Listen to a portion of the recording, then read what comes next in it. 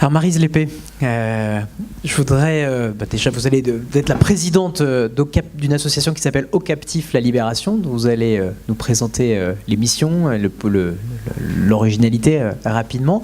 Avant d'être la présidente de cette association et d'avoir un riche parcours associatif, puisque vous avez notamment présidé les Cités du Secours catholique, vous avez été haut fonctionnaire, très engagé dans la lutte contre la précarité, dans la politique sociale de façon générale, puisque vous avez été exactement une actrice en matière de lutte contre le sida. Vous avez aussi été directrice départementale des affaires sanitaires et sociales et DAS de Seine-Saint-Denis. Vous avez pu constater l'évolution de Saint-Ouen, tout notamment. Et puis vous avez été DRAS également de Picardie et à la fin de votre carrière professionnelle, directrice adjointe de l'Agence régionale de l'hospitalisation qui avait intégré effectivement une partie des DAS. Alors, vous avez quand on vous entend et quand on vous lit et vous écoute, vous avez un regard parfois critique sur la conception, la façon de faire la politique sociale, de concevoir les politiques sociales, sur le positionnement également du secteur associatif, ce que j'ai trouvé aussi intéressant d'avoir ce regard un peu croisé. Alors dites-nous un petit peu quelle est votre vision sur ce qui nous réunit aujourd'hui à l'occasion de cet anniversaire des 70 ans de la Déclaration universelle des droits de l'homme, sur la question de dignité des plus vulnérables. Alors déjà, dites-nous quelques mots peut-être d'Ocaptif La Libération pour que tout le monde connaisse mieux cette association, et puis partagez avec nous ce regard sur la façon de dérouler et de délivrer les politiques sociales. Merci, bonjour à chacune et à chacun de vous. Je vois dans la salle des visages connus et ça me fait plaisir de vous retrouver ici cet après-midi. Alors Ocaptif La Libération, une association qui existe depuis bientôt 40 ans. 3 missions essentielles. Nous sommes essentiellement parisiens, à l'intérieur du périphérique. Notre mission consiste à aller vers les personnes de la rue dans le cadre de tournées rue. Nous disons tournées rue et non pas maraude. Deuxième mission, accompagner les personnes de la rue et les accompagner jusqu'au bout. D'abord par la santé, tu as bien raison Elina, c'est par là que ça commence. Et puis troisième mission, leur proposer, s'ils en sont d'accord, eh bien, un accompagnement spirituel au sens de redonner du sens à la vie. Ce sens perdu, retrouver du sens à la vie. Nous avons été créés par le Père Giros et nous allons bientôt fêter nos 40 ans.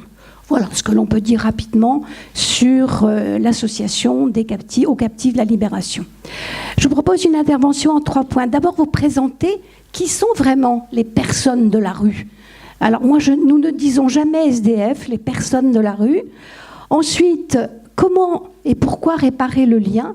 Et puis troisième point, comment construire ensemble un parcours de vie. Plusieurs d'entre vous ont employé ce terme de parcours de vie et c'est par là qu'on redonne du sens à la vie. Alors d'abord, peut-être préciser ce que sont ces personnes de la rue. 145 000 au total en France, entre 3 et 5 000 à Paris. Généralement, 30% sont concernés par des troubles en santé mentale, tu as bien raison de le signaler, Lina, troubles psychiques, troubles psychiatriques, environ 40% addiction à l'alcool, et c'est l'addiction la plus grave, la plus difficile à combattre, vraiment, cette addiction à l'alcool, parce qu'en France, vous allez au supermarché du coin, ça ne coûte pas cher, et là, il y a une vraie difficulté à sortir les personnes de la rue de cette addiction, parce qu'il faut d'abord commencer par ce problème-là avant d'entamer une réinsertion à long cours. L'espérance de vie est de 49 ans. Vous avez en tête qu'en France, globalement, hommes et femmes confondus, c'est 81 ans. 40% sont des femmes. Je crois que c'est important de le noter. Voilà, globalement en chiffres. Alors, qualitativement, à plusieurs reprises, tu as dit, Elina, enfant de la DAS. Ben oui. 26% sont des personnes issues de l'aide sociale à l'enfance. Et si on arrive à la rue, c'est d'abord, essentiellement, chers amis, parce qu'au départ, il y a eu des difficultés familiales très graves. Puis il y a eu des ruptures de santé, ruptures d'emploi, ruptures financières graves, et très vite, et de plus en plus vite. En 6 mois de temps, quelqu'un qui a un petit boulot eh bien, peut se retrouver à la rue. Et ça, c'est vraiment... Et l'on voit bien cet espace-là de temps devenir de plus en plus court. En 6 mois de temps, mine de rien, vous pouvez vous retrouver à la rue. Et ça, c'est vraiment essentiel de le signaler. Chacun a son histoire de vie. Et ça, c'est important de le dire. Chacun a son histoire de vie. Elina nous a raconté son propre parcours. Et il est important, en tout respect, d'écouter cette histoire de vie pour, avec lui, tenter de définir un projet de vie.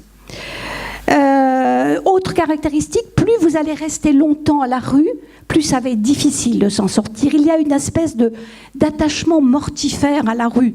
Alors même si la personne que vous rencontrez vous dit très clairement « la rue c'est sympa, c'est là que je m'éclate, je suis en pleine liberté, en pleine autonomie », pas du tout. La rue est véritablement une addiction à part entière et il faut tout un travail d'accompagnement pour sortir la personne de la rue. Vivre dans la rue, est-ce que vous avez conscience que c'est source de violence? Elina l'a dit tout à l'heure. C'est source de solitude absolue. Pas de lien, pas de relation sociale. Vous êtes tout seul dans la rue et tu disais tout à l'heure, Elina, pas de réseau. C'est une des caractéristiques des personnes de la rue. Et le travail à faire va être justement de reconstituer le lien. Soit sur la solitude, 2 chiffres. 65% des personnes à la rue vivent seules et 85% disent ressentir dans le regard des personnes, les quelques-unes qui les regardent, eh bien un rejet de la part des passants. Donc de la violence, du rejet, une perte très grande de l'estime de soi, ça aussi c'est important. Nous on n'est rien. D'ailleurs, ils se disent eux-mêmes les invisibles, aussi bien les hommes que les femmes. Perte de toute confiance en soi et une extrême fatigue. Vous ne vous imaginez pas l'énergie qu'il faut dans une journée pour plier sa tente dans la rue, pour aller vers un centre de santé, pour aller vers une structure qui va faire l'accueil au petit déjeuner, pour aller dans un resto solidaire. Il faut une énergie extraordinaire que nous n'aurions vraisemblablement pas d'ailleurs en termes d'efforts physiques pour faire face à la violence et à la solitude de la rue. Voilà exactement qui sont les personnes de la rue et je pense que pour bien comprendre cela, il faut avoir ce schéma-là en tête. Alors pour nous qui sommes des bénévoles, qui sommes des associations, je vais vous parler du travail associatif qui consiste à aller vers et à construire avec. Eh bien, pour nous, qu'est-ce que ça demande? Ça demande d'abord, très humblement, en toute humilité, d'abandonner ses peurs, ses craintes de l'autre, ces personnes que l'on ne connaît pas, que l'on n'a jamais fréquentées, qui quelque part nous font peur, parce que quelque part... c'est pas toujours facile de les aborder. Il y a du rejet, il y a de la violence, ils nous renvoient de la violence. Ils sont sujets de violence, mais ils nous renvoient de la violence. C'est important. Il faut aussi du temps, de la patience, ce que je n'ai pas toujours, je le reconnais bien volontiers, de la bienveillance pour tenter d'entrer en relation avec celle qui est complètement isolée. Du temps, de la patience, de la bienveillance, une qualité d'écoute extraordinaire. Il n'y a pas besoin de parler. Il faut simplement se mettre à l'écoute de l'histoire de vie de l'autre, une histoire marquée par les ruptures que je vous évoquais tout à l'heure. Et sachez qu'il y a une parole magique. Il y a 2-3 paroles. J'ai confiance en toi. Tu l'as dit tout à l'heure, Elina, et j'ai eu plaisir à entendre ça. Oui, j'ai confiance en toi. Tu es une personne brisée, une personne en difficulté, mais ensemble, on va essayer de construire quelque chose. Alors, vous sentez bien que pour arriver à ce stade-là, il faut déjà avoir un peu passé du temps, s'être découvert l'un et l'autre. Et lorsque on est à ce stade de la rencontre, du dialogue, eh bien, se rendre compte qu'il faut aider à faire la paix avec soi-même. L'autre est en colère. La personne de la rue, elle dit très facilement, j'entends tellement souvent ce terme dans la bouche, j'ai fait des conneries dans ma vie, je ne suis pas digne de vivre normalement. Eh bien, faire la paix avec soi-même, se réparer avec soi-même, entamer toute une dynamique de résilience, eh bien, c'est tout le travail qui est demandé dans le cadre d'une association. C'est redonner, bref, du sens à la vie de chacun. Alors, comment, dans un deuxième temps, comment nous réparer ce lien? Et pourquoi réparer le lien? L'homme, vous le savez bien, nous, chacun de nous, nous avons pour vivre, pour grandir, nous avons d'une part besoin du regard bienveillant de l'autre et de la parole. De la parole pour nous exprimer, pour échanger, pour dialoguer. Nous avons vraiment besoin de ces deux éléments-là. Bref, l'être humain, pour vivre, il a besoin de fraternité vis-à-vis de l'autre, et il a besoin de la solidarité dans une société en cas de coup dur. Il a besoin des deux, la solidarité et la fraternité. Et la fraternité ne doit pas, ça doit être quelque chose de totalement équilibré. Solidarité de la société, fraternité de la part de chacun de nous. Or, les personnes de la rue, je vous le disais tout à l'heure, sont isolées. Donc, comment entrer en relation avec l'autre ? Eh bien, c'est tout simple, il faut changer d'attitude, il faut changer de paradigme, il nous faut changer nos cœurs et véritablement aller vers l'autre dans une dimension de pleine humanité et y aller les mains, ce que nous faisons aux captifs, les mains nues. On ne va pas vers les personnes de la rue avec une bouteille thermos, avec du café. Non, c'est la relation qui nous importe, c'est la rencontre avec l'autre et c'est vraiment le souhait d'entrer d'abord en relation avec l'autre. La prestation sociale, on le verra tout à l'heure, viendra dans un deuxième temps. Mais réparer le lien, c'est ça qui est essentiel, d'où cette nécessité d'aller vers l'autre. Alors comment ?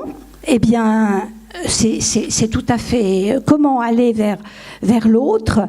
Eh bien, dans le cadre de tournées rue, dans le cadre de maraude, selon le terme que l'on va employer, selon l'association dans laquelle on est, en allant donc vers les personnes de la rue, en développant une écoute attentive.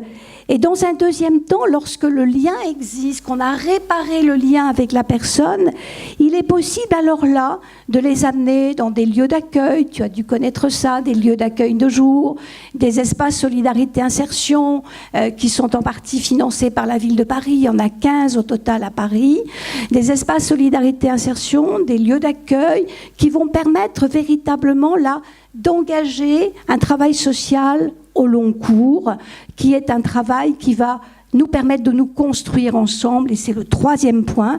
Comment nous construire ensemble ?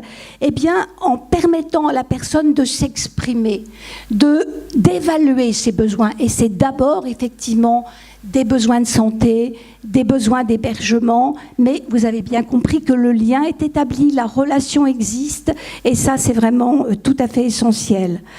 En les accompagnant, et ça va prendre du temps, cet accompagnement vers les droits, le RSA, tu en as parlé, la CMU, vers les dispositifs, l'hôpital, les lieux où l'on va soigner certaines addictions, l'hôpital psy, le cas échéant, le centre d'hébergement, le logement social, donc aller vers non seulement les droits, mais également les dispositifs. C'est véritablement pour nous, et c'est important, cet accompagnement global de la personne va nous faire avoir un regard différent sur nos pratiques professionnelles. Nous avons à mettre en œuvre tout un accompagnement global qui est un accompagnement à la fois humain et vers les dispositifs, ce qui nécessite véritablement une alliance entre les bénévoles. J'ai pris tout à l'heure beaucoup de plaisir à entendre la vice-présidente parler du rôle des bénévoles. C'est essentiel. Les travailleurs sociaux ont leur pratique professionnelle, mais nous, bénévoles, et nous sommes tous ici en capacité d'être des bénévoles, nous sommes là aussi pour, en complémentarité avec les travailleurs sociaux, eh bien, apporter notre part d'humanité. C'est vraiment tout à fait essentiel. Troisième point, donc, comment arriver à reconstruire, à accompagner dans la durée. Je l'ai en partie dit, mais je le redis, donc un accompagnement au long terme, c'est tout à fait possible. Alors vous allez me dire, c'est impossible tout ça. Mais non, c'est à notre portée à chacun de nous engager soit vers le bénévolat dans des associations de solidarité, soit de regarder d'un œil différent les personnes qui sont dans notre quartier. Tu parlais tout à l'heure, Elina, d'environnement immédiat. Dans notre quartier, nous sommes en capacité justement de repérer les personnes qui sont là. Elles sont pratiquement toujours aux mêmes endroits, bien sûr. Hein. Et de tenter d'abord de s'arrêter, de les regarder, de tenter de nouer un dialogue avec eux. Je crois que c'est vraiment tout à fait essentiel. C'est à notre portée. C'est un devoir de fraternité, vraiment. Et nous en sommes tous capables. En conclusion, eh bien, pour renforcer le vivre ensemble sur les territoires, pour renforcer le bien commun, on n'a pas encore entendu parler de la notion de bien commun, mais je suis très attachée à cette notion de bien commun sur les territoires. Eh bien, nous, personnes ordinaires, il nous est tout à fait capable de faire des choses extraordinaires en participant avec les personnes de la rue à l'élaboration d'un vrai projet de vie, en sachant se mettre à leur écoute très humblement et en étant véritablement aux aguets, en appui à chaque personne de la rue. C'est tout à fait possible, alors allons-y. Merci.